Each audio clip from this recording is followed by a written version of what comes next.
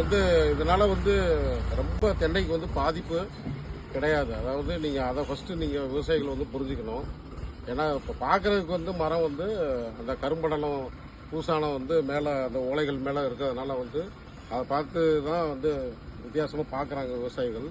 அதனால் அது சம்மந்தமாக வந்து நீங்கள் பயப்பட தேவையில்லாத பயத்தை இது பண்ணிடுங்க. அதுக்கு வந்து எளிய முறைகள் வந்து நம்ம கையாள வேண்டும். சார் சொன்னார் இல்லைங்களா, அந்த ஒட்டுண்ணி மெயினாக அதுதான்.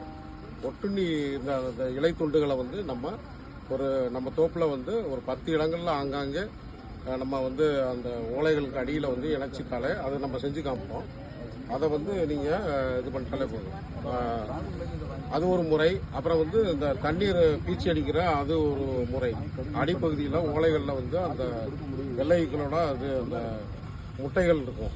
ஸோ அதை வந்து நம்ம வாஷ் பண்ணிட்டோம்னா பிரச்சனை இல்லாமல் போயிடும்.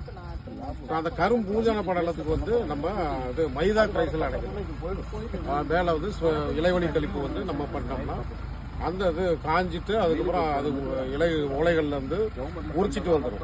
சரிங்களா? ஸோ இதுதான். ஏன்னா வந்து இது வந்து இந்த வெள்ளை வந்து அந்த ஓலைகளில் உள்ள சாரை வந்து உறிஞ்சிறதுனால அந்த மஞ்சள் திட்டுக்கள் வந்து அப்புறம் அப்படியே அந்த மட்டை முழுதும் கருகிடும். இதுதான் ஒரு 2 மட்டை 3 மட்டை அது மாதிரி கருகும். அது இளவயது கன்றுகளுக்கு தான் பாதிப்பு, அதாவது வளர்ச்சி கொஞ்சம் குன்றி போகும்.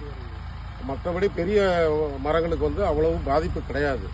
அதனால் வந்து நீங்கள் தேவையில்லாத அந்த இது மகசூல் பாதிக்கும் அப்படின்ற அந்த பயம் வந்து வேணாம். பட் இது எளிய முறைகளை வந்து நம்ம இது கையாண்டு இது பண்ணலாம்.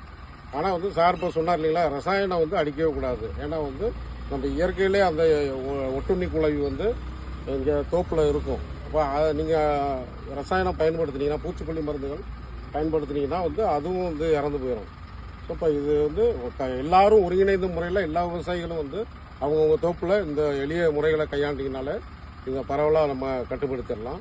ஸோ இது ஒரு நமக்கு விவசாயிகளுக்கு ஒரு சவால் தான். இதை நம்ம வந்து நம்ம தீர்வு காண தான் வேணும். அதனால் எல்லாம் ஒருங்கிணைந்து செயல்பட்டு நம்ம இதை பண்ணணும். இப்போ அந்த இலை தொண்டுகள் வந்து இலைத்துண்டு கடைசி கட்டிக்கிட்டு கட்டிக்குவோம்.